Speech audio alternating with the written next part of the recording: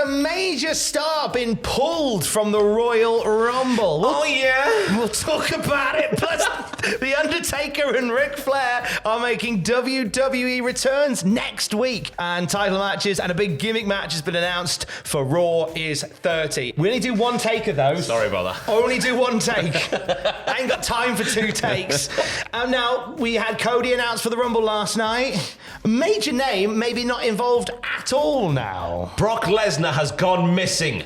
Not the human version of Brock, but a computerized version that was on a Rumble poster. He's gone missing from the poster. It's been quietly done, therefore people are saying, is he going to beat the Rumble? Will he not beat the Rumble? Maybe he's had too much crumble. Too much crumble to make the Rumble. Exactly. Quite possibly. So there is that lovely Royal Rumble poster that got put out with Brock Lesnar in amongst all the others. Cody Rhodes was front and centre of that one as well. Last night, a slightly different Rumble graphic that features all the characters that we saw on the other poster, with the exception of Brock Lesnar. So that makes, and obviously there's been no suggestion that Brock's going to be there. What's in a poster? What's in a graphic? What do we know? I think maybe there's a possibility that by not mentioning him, he could be a surprise. Yeah. By pulling away from talking about him, yeah, they can just go, oh, there's Brocky Doodle. And give his elimination to Omos, because that's what we all want to see, isn't it? Yes, it is. See, there's not many Rumbles that Brock enters that he doesn't win. Yeah. So it would be quite a thing to have like Brock in the Rumble and have him not win. Exactly. His elimination's always good. I'm saying his elimination, he's guaranteed not to win. There's a chance he might win. He's Brock Lesnar, for goodness sake. Of course there is. And if Vince McMahon's going to get back in there, which, Triple H has debunked in News Video 1 of today, but I reckon that could be a little ruse just to go, don't leave us, it's not going to be the same as it was. There's a chance that Vince McMahon could go, that Brock Lesnar, when I was struggling, which was most of the time, I would always just put him in the main event. It would be fine. It's always worked out great. You know what we need? We don't need Roman versus Rock or Roman versus Cody. Give us Roman Brock again. Why not, eh? It's Christmas. Yeah. Treat me, Daddy. So speculation will continue on the status of Brock Lesnar ahead of the Rumble. If he ends up as a surprise in the Rumble, great. I love a surprise in the Rumble. Yeah.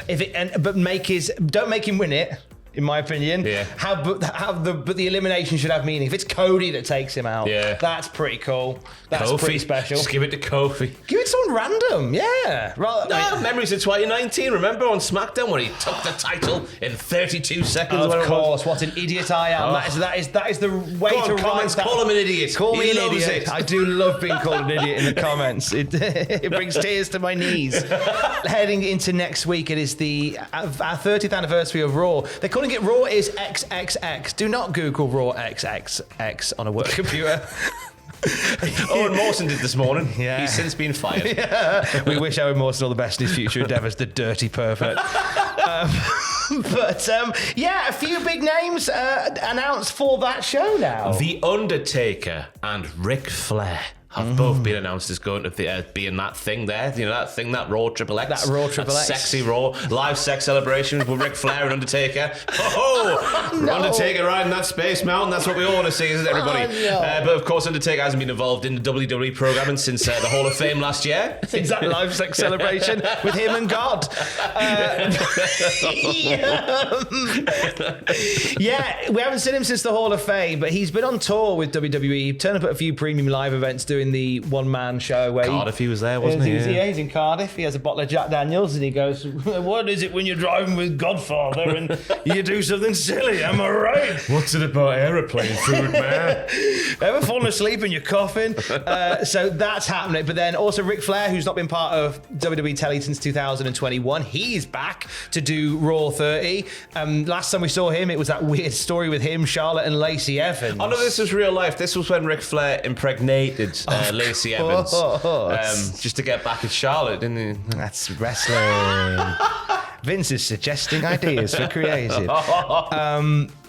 Flair was released from the company in 2021. He faced some allegations following the plane ride from hell episode of Dark Side of the Ring. He wrestled in his last match, after which he has literally begged for another match and certainly vocal about getting back into the ring for WWE. But who are we to stop Ric Flair doing that? In the words of Conrad Thompson, other than concerned, compassionate humans looking at an old man pass out twice in the space of half an hour. But that was just because of dehydration. But who are we to question his ability to do that wrestling? You know what? I've said enough about Ric Flair. You know what, hun? You do you.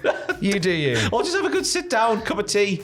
Lovely. Just have a lovely sit down, friend. Also announced for Raw is 30. We'll have DX reunion in form of Road Dogg, X-Pac and Shawn Michaels. No daddy ass. Ron Simmons, Teddy Long, Jerry Lawler, Kurt Angle, the Bella Twins, all set to be a part of the show as well.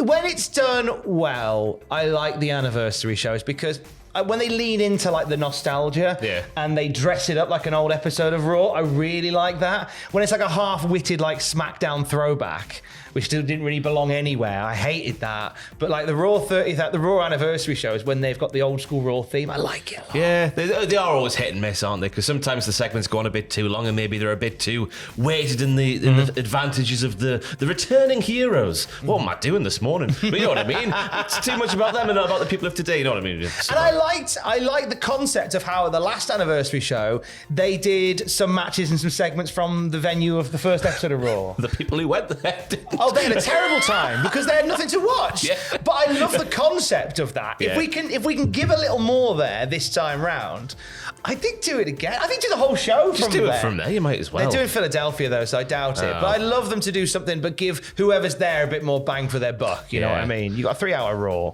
That did feel like a bit of a mugging from what we read last time. I think Kenny McIntosh was there, our good friend. Hello, Kenny. Doesn't watch these, he was there and didn't have a good time either. So sorted out. Also next week for Raw is 30. Some title matches and a gimmick match have been announced, haven't they? Yes, the Usos will put their tag team titles on the line against Dom and Priest.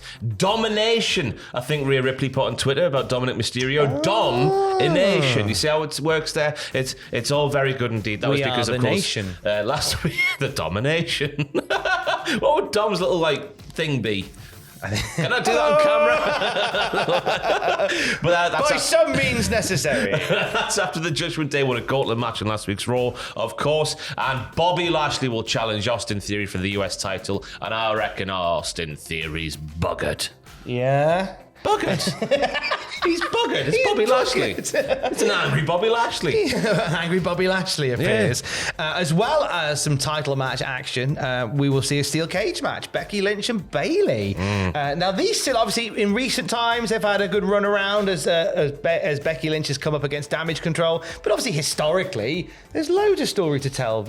2 of the 4 horsewomen and all of that. Yeah. You put them in a steel cage. They're both incredible wrestlers and they work beautifully together. So some magic's going to be made next week. And the way it's been built, that Becky Lynch and Bayley in a steel cage could easily be one of the WrestleMania card this year. I know it's not going to be, but it could easily be the way it's been built up over the last couple of months. It really could be. I wouldn't mind that at all. We also have a Bloodline acknowledgement ceremony taking place. This reminds me of the Festival of Friendship in concept. This could be the time when Roman finally reveals himself. Also, I'm going to speculate that Sami and KO have been in cahoots because Paul Heyman said to Sami Zayn, always be 3 steps ahead. And did you notice when Roman Reigns was going radio rental at Sami Zayn a couple of weeks ago on SmackDown, who cut him off just as he was about to attack Sami Zayn or looked like he was going to hit Sami Zayn? It was Kevin Owens. I reckon Sami and Kevin are playing 4D chess up on this son of a bitch. Did you see Sami Zayn's sort of shocked reaction to Kevin Owens going through the table? It was delayed, wasn't it? The old finger. The delayed finger. No one likes that, eh? No one likes a delayed finger. It could potentially be what starts that journey towards Sami Zayn's departure from the Bloodline. I mean, there has been a little red herring thrown, courtesy of Baron Corbin over the weekend. This is fantastic. Thankfully not involved in said story, but during a match with Dolph Ziggler over the weekend house show loop, he did a people's elbow, or attempted a people's elbow. He got cut off by a super kick, didn't he? By a super kick. But interestingly, who was the last person The Rock conversed with, like in person on TV?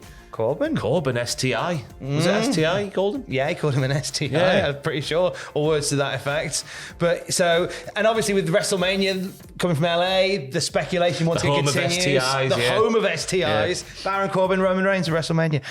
There's a lot of speculation that we could maybe see a surprise appearance by The Rock next week. Now, that is just speculation. There's nothing. I've read nothing other than just wild, rampant, excitable rumor. And this might be where we start that particular journey. But you know what? You've got 2 options here. You're spoiled here. You've got The Rock and Roman Reigns WrestleMania storyline, which I think is really exciting. But then you've also got this wonderful homegrown, homebrew story with Kevin Owens and Sami Zayn. And if you did story storyline work for that instead, nobody would feel disappointed. No. And you've got some beautiful work that you can do in the weeks to come. Yeah, I just wish we lived in a world where it was guaranteed that Sammy would be the one to challenge Roman. I think that'd be the most investment from all concerned. Well, from wrestling fans. I know the casuals will come in and say, ooh, massive movie star Dwayne. Ooh, isn't he good? Well, they're trying to appease everybody because the talk is that Elimination Chamber will end up being Roman Reigns, Sami Zayn, and that's kind of where A Sami foregone conclusion, they call them. and then Roman will move on to presumably a 5-gone conclusion, losing to Cody and The Rock at WrestleMania weekend. Maybe. What wild speculation! What a time to be alive. We'll have more wrestling news throughout the day at cultaholic.com. Stay safe. Love you, bye.